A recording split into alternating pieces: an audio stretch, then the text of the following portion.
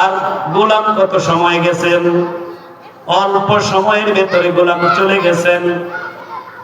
তিনি চিন্তায় পড়ে গেলেন 2 বছর সময় লাগে। লোকেরা বললেন ঘাবড়াতে কুকুই বাদ নাকি, চিন্তার কোনো কারণ নাই। হে মুসাফির, তুমি যার পেছনে পেছনে এসেছো, প্রতিদিন একই টাইমে তোমার গোলাম এখানে আসে। আগামীকাল যখন আসবে তুমি তার পিছ ধরবা, আবার মুহূর্তের মধ্যে চলে যেতে পারবা। ঠিকই তিনি অপেক্ষায় রইলেন।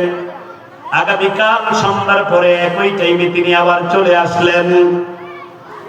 একইভাবে তিনি ওযু করলেন, জায়নামাজটা বিছায়া আবার সেই জায়নামাজের ভেতরে 2 রাকাত নফল নামাজ পড়ে আল্লাহর কাছে সাহায্য চাইলেন। আল্লাহ পাক রব্বুল আলামিন অল্প সময়ের ভেতরে দিনার স্বর্ণ মুদ্রা দিয়ে দিলেন। যখন গোলাম রওনা করলেন, পেছনে পেছনে রওনা করলেন, চোখটা বন্ধ করে খুলতে যেই সময় লাগে, ওয়াহাব ইবনে যায়েদ নিজের জবানের বর্ণনা, যেই মুহূর্তের মধ্যে আমি আমার বাসভবনে চলে আসলাম, তার ভুল ধরা পড়ে যায়। এক মুসলমান 2 জায়গায় ভুল ধরা পড়ে, এক জায়গা হইল কবর আর এক জায়গা হইল সফর। কবরে যদি ভুল ধরা পড়ে রে মুসলমান, কিন্তু সেখান থেকে মুক্তি পাওয়ার আর কোন রাস্তা নাই। আর সফরে যদি ভুল ধরা পড়ে, কিন্তু সেখান থেকে মুক্তি পাওয়ার রাস্তা আছে।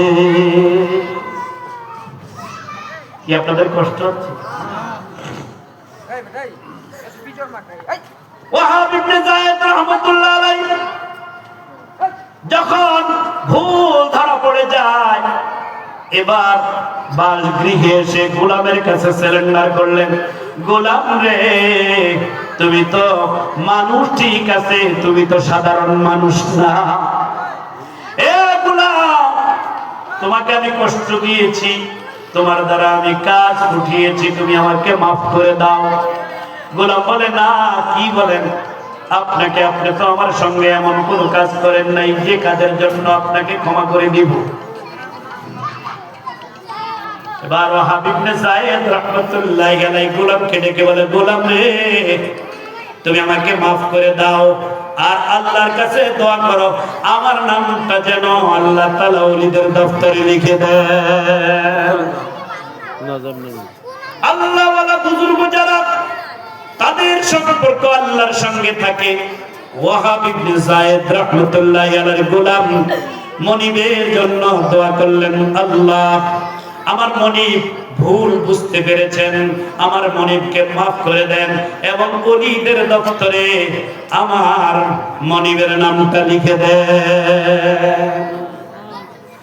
ওয়াহাব ইবনে যায়েদ রাহমাতুল্লাহ আলাইহি সেই দিনে আল্লাহর ওলি হয়েছেন, তার নামটা আল্লাহর ওলিদের দপ্তরের মধ্যে লেখা হয়ে যায়। এইবার সম্পর্ক কার সঙ্গে? আল্লাহর সঙ্গে। ডাইকা ডাইকা বলে, হে আল্লাহ, ওলিদের দপ্তরে নাম লিখলেন, আমার একটা কথা জানতে ইচ্ছা হয়। বলে, আবার কি ইচ্ছে হয়? বলে, ইচ্ছা হয় মওতের পরে যদি আল্লাহ তুমি আমাকে জান্নাত দাও, তো জান্নাতে কোন মেয়েটার সঙ্গে আমার বিয়ে হবে? আর কিছু মনে চায় না তোমার? কোন মেয়ের সঙ্গে তোমার জান্নাত বিয়ে হবে, এটা তোমার জানতে ইচ্ছা হয়? ডাক দিয়া বলেন, হ্যাঁ রব, এটাই আমার জানতে ইচ্ছা হয়। বলে, তোমার যেই মেয়েটার সঙ্গে তোমার সঙ্গে বিয়ে হবে, ওই মেয়েটার দুনিয়াতে আবির্ভূত হয়েছে, জন্ম হয়েছে। এবার তার আবেগ আরো বেড়ে যায়। আল্লাহ কোথায় আছে, কোথায় আবির্ভূত হয়েছে?